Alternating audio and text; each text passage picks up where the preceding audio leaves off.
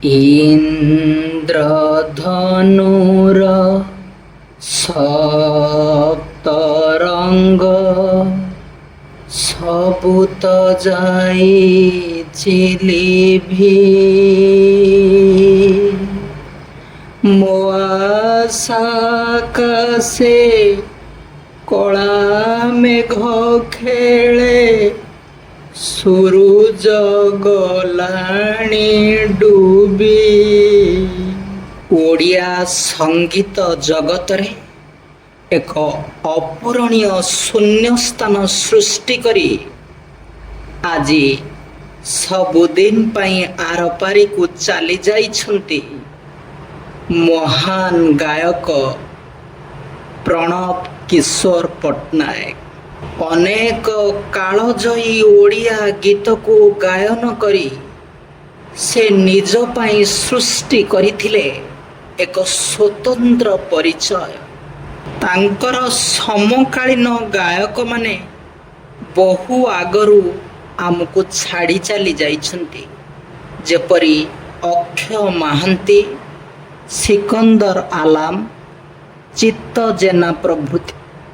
ସେ ଯେଉଁ ମହାନ ସଙ୍ଗୀତ ନିର୍ଦ୍ଦେଶକମାନଙ୍କ ପାଖରେ ସବୁଠାରୁ ଅଧିକ ଗୀତ ଗାଇଥିଲେ, ସେମାନେ ମଧ୍ୟ ଚିରନିଦ୍ରାରେ ଶୋଇପଡ଼ିଛନ୍ତି।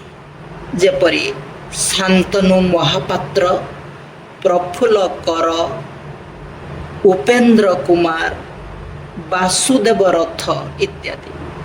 ଗୁରୁକୃଷ୍ଣ ଗୋସ୍ୱାମୀ, ଶିବବ୍ରତ ଦାସଙ୍କର ବହୁ କାଳଜୟୀ ଲେଖାକୁ ସେ ଗାୟନ କରିଥିଲେ। ସେ ଦୁଇ ଜଣ ମହାନ ବିଭୂତି ମଧ୍ୟ ଆମଠାରୁ ବହୁ ଦୂରରେ। ତେଣୁ କହିବା ବାହୁଲ୍ୟ, ପ୍ରଣବ ପଟ୍ଟନାୟକଙ୍କର ମୃତ୍ୟୁ ଏକ ବ୍ୟକ୍ତିଗତ ମଣିଷର ମୃତ୍ୟୁ ନୁହେଁ, ବରଂ ଓଡ଼ିଆ ସଙ୍ଗୀତ ଇତିହାସର ସେଇ ଯେଉଁ ଚିର ସବୁଜ ଯୁଗଟେ ଥିଲା, ତାର ମୃତ୍ୟୁ। ପ୍ରଣବ ପଟ୍ଟନାୟକଙ୍କ ପାଖରେ ସାଇତା ହୋଇ ରହିଥିଲା ସେଇ ମହାନ ଗୀତିକାର, ଗାୟକ, ସଙ୍ଗୀତ ନିର୍ଦ୍ଦେଶକ ଯେଉଁମାନଙ୍କ ସହିତ ସେ କାମ କରିଥିଲେ, ମିଶିଥିଲେ, ସେମାନଙ୍କର ଅନେକ ସ୍ମୃତି। ତେଣୁ ପ୍ରଣବ ପଟ୍ଟନାୟକଙ୍କର ମୃତ୍ୟୁ ଆମ ପାଖରୁ ସେ ସ୍ମୃତି ସବୁକୁ ମଧ୍ୟ ଛଡ଼େଇ ନେଇଛି। ମୁଁ ବିଶେଷ କିଛି ଆଉ କହିବାକୁ ଚାହୁଁନାହିଁ।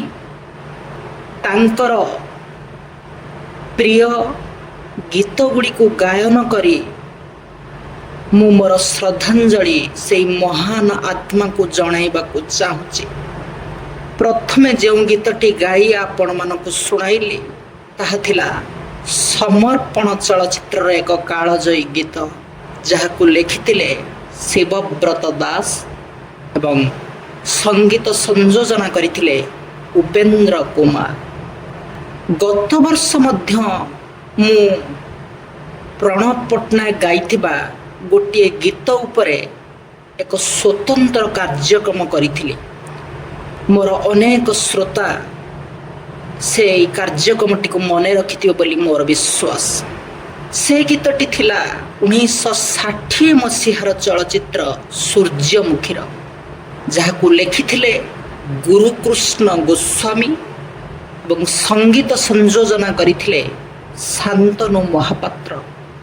ଆଜି ପ୍ରଣବ ପଟ୍ଟନାୟକଙ୍କର ମୃତ୍ୟୁରେ ମର୍ମାହତ ହେଇ ମୁଁ ତାଙ୍କର ସେହି କାଳଜୟୀ ଗୀତଟିକୁ ଆଉ ଥରେ ଆପଣମାନଙ୍କୁ ଗାଇ ଶୁଣାଇବାକୁ ଯାଉଛି। ଅନ୍ତରେ କାନ୍ଦେ, ବାହାରେ ହସେ ମୁଁ, ଏଇ ମୋର ପରିଚୟ। ମରି ସାରିଛି ମୁଁ, ତେବେ ବି କରୁଛି ବଞ୍ଚିବା ଅଭିନୟ। এই মোর পরিচয়। অন্তরে কান্দে বাহারে হাসে মন।